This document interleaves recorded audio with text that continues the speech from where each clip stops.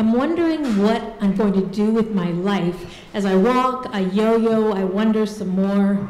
I'm 22, careerless, and I've just journeyed to the Yucatan Peninsula in Mexico to see the pyramids of Chichen Itza, you know, the ones the Mayans built thousands of years ago and are still standing.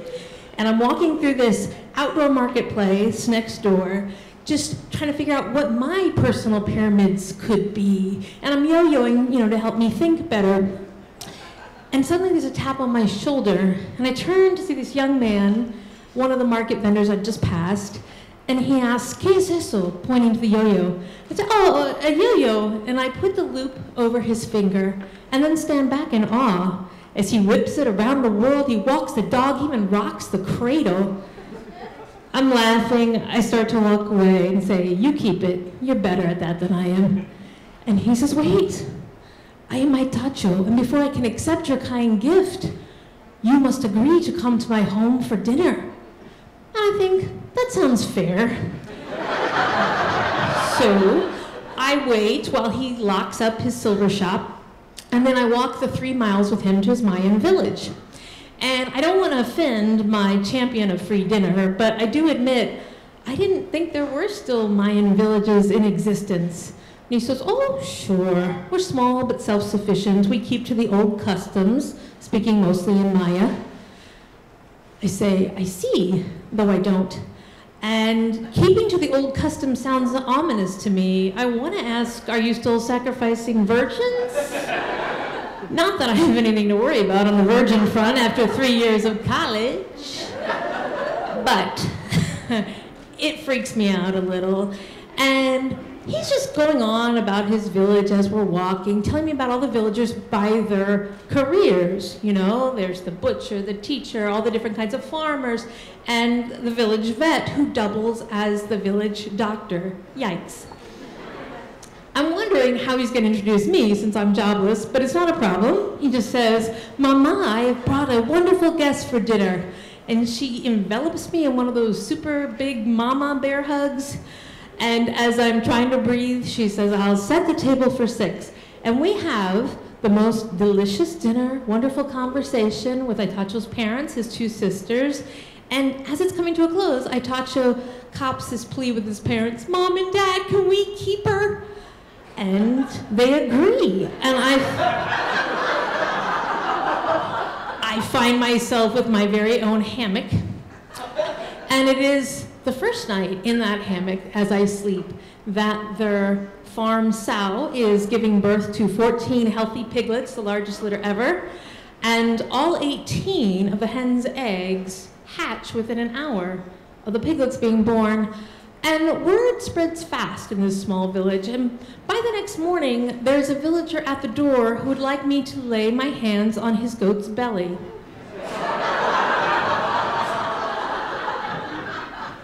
Why?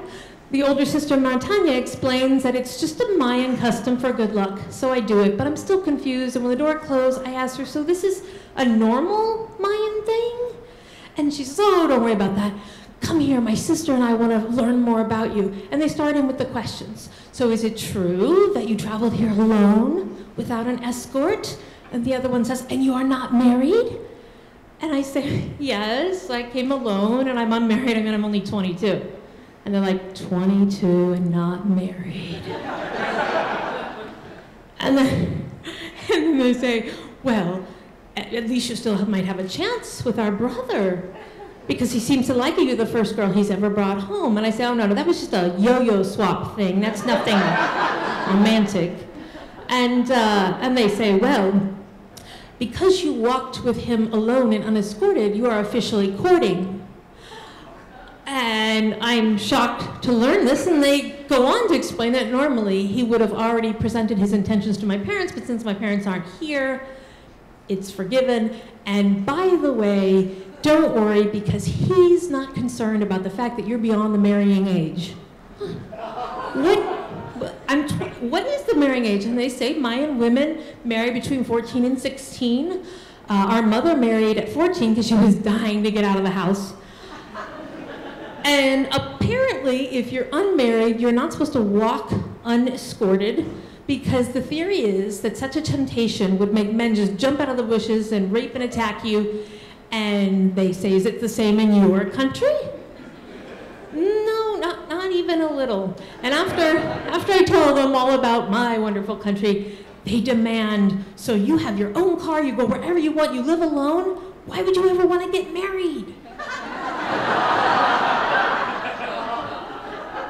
And feeling a little foolish, I said, well, you know, love? And they just look at me like I'm the saddest person on the earth. But then they say, well, maybe you will love our brother. And I said, well, I don't know, I have to get to know him. And later that day, I'm secretly watching him out the back kitchen window.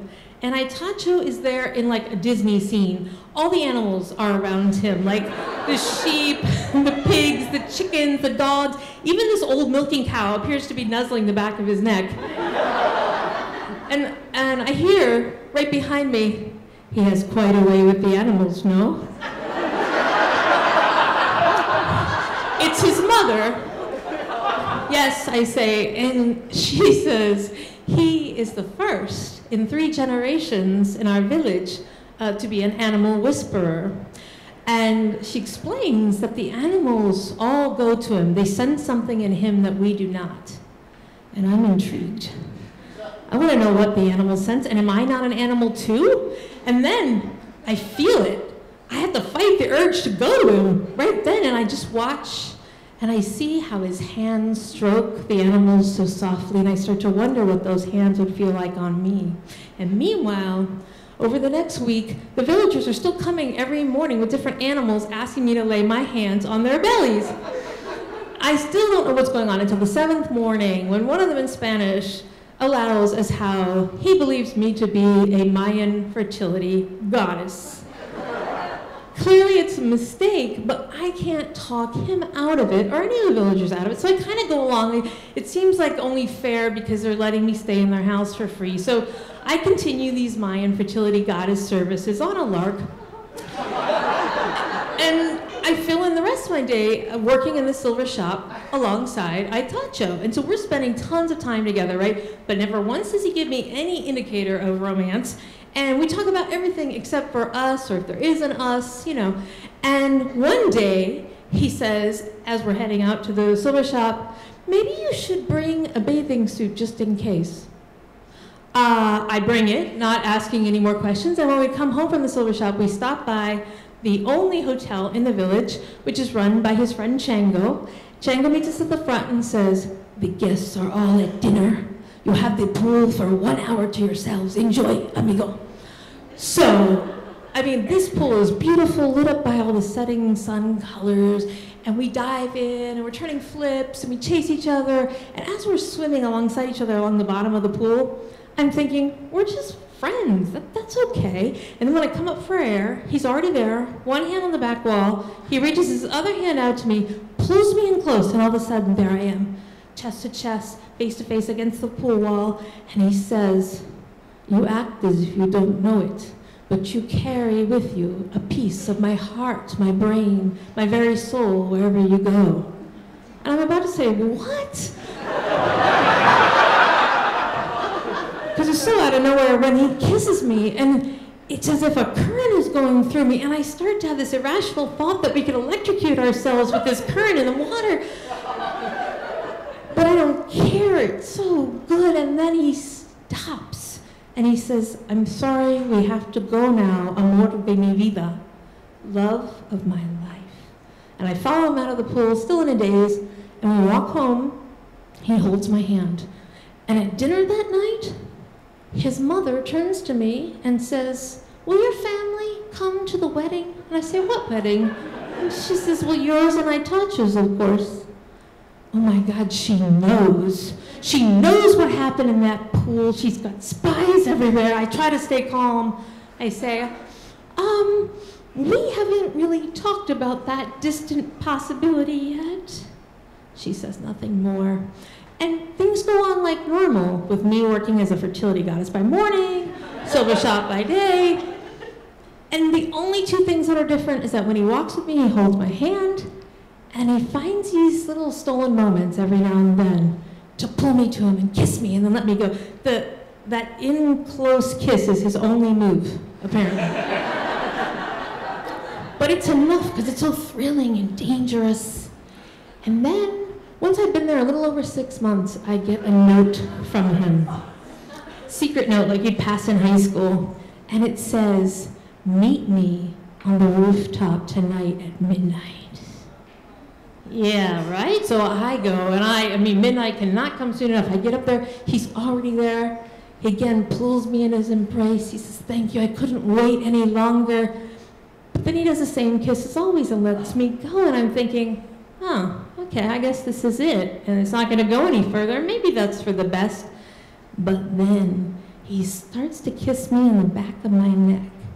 And as I melt and close my eyes, I don't see that he's unbuttoning the front of my shirt until my shirt is on the floor. And as I'm looking down like it's just leapt from my shoulders, trying to figure this out, I feel his hand on the back of my bra. And that's gone the way of the shirt too. And suddenly, I'm half naked. And so then, just in fairness, I pull off his t-shirt. And then he lays me down on these blankets he's put up on the roof. And we lay side by side, and he says, "I want to see where you keep my heart." A little cheesy, but it worked. And he runs his fingers down my throat and my chest, and his lips are following, and he's kissing me everywhere. And I am having an out-of-body experience, people. Logic has left my body and is standing over me making these snarky comments like, "Well, he really knows his way around a girl's body for a Mayan virgin." But I don't care. The animal part of me is left behind, and I'm all his, and I am moaning and trying to get Logic to shut up. And then before I know it, our pants are gone. And the next thing, and I don't know how I did it or when it happened, and I don't care. I am giving myself to this Mayan fiancé in a very un-Mayan way. And it is good. And then he rolls around his back and he pulls me atop of him and lowers me down on him. And when I say him, I mean his penis. And it is good and right and everything. And I try to block out Logic altogether, who's saying something about not having a condom on. And I just let myself concentrate fully on that circular motion and the build. And then Zowie, we erupt, like both together, just like I'd read about in romance novels but never experienced. And then I'm lying in his strong arms thinking, yeah, I know why the animals come to you. And the stars are beautiful because they're unhampered by street lamps. But then it's as if the sky is closing in, like the eyes of the villagers are on me, and I feel this contempt. And suddenly it's coming over me, and I just say, I have to go to the bathroom. And I get up, and I run down 2 flights of stairs to the bathroom. I lock the door, and I slide down against it, and I start crying. And I am not a crier, okay? And I am weeping full out. And I don't know why. I mean, I've had sex before. Maybe not that good, but I've had it. And I don't understand why this sadness is coming over me. And then I understand, then I get it. It's like because I've been living with Mayans for 6 months, and he's been there his whole life, and this is not their way. And I have been disrespected, and I feel terrible. And then I hear him pounding on the door, and he's saying, Stephanie, I can hear you crying. Let me in, let me help you. But I just cry more, and he's getting more desperate. I'll bang the door down. Open the door, please, let me help you. So finally, I don't want him banging down the door, so I unlock it. And he comes in, he takes one look at my tear-stained face, and he says, oh, I'm so sorry. I didn't know. I thought because you were American that you weren't a virgin. I'm so sorry I took it from you. And he hugs me as tenderly as anyone ever hugged anybody. And he lets me go, and he looks in my eyes, and he says, can you forgive me? And I nod, just in the spirit of the thing, without thinking that I'm sort of now confirming this wrong impression that he's stolen my virginity. And I'm really not about the deceit, but I go to try to tell him nothing to forgive, and he says, no. I swear I will respect you forever, and I will not try anything again until our wedding night. So he's true to his word, unlike me, and he gives me this chaste kiss on the forehead, and we both sneak back to our respective hammocks. The next night at dinner, right before, the parents say, we have a surprise for you. And they walk us a few streets downtown, and they show us this house that is being built. And the father says, this is our property too, and we are having a house built for you as a wedding gift. And the mother says, yes, and you see all the rooms, so you can have plenty of children. My knees turn liquid. I see spots in my eyes, and I have to sit down in the street. And as they're crouching over me, seeing if I'm okay, all I can think of is, in this parallel universe, everything is figured out. I have a career as a fertility goddess and silver shop worker. I'm about to have a husband, and then I'll be pumping out kids, and probably a lot to keep up my rep as a fertility goddess. And what's worse is they'll be delivered by a vet as opposed to a doctor, and it'll probably be without the benefit of drugs unless I can talk him into some horse tranquilizers or something. You know, if I go back to my universe, nothing's figured out, but maybe that's not so bad.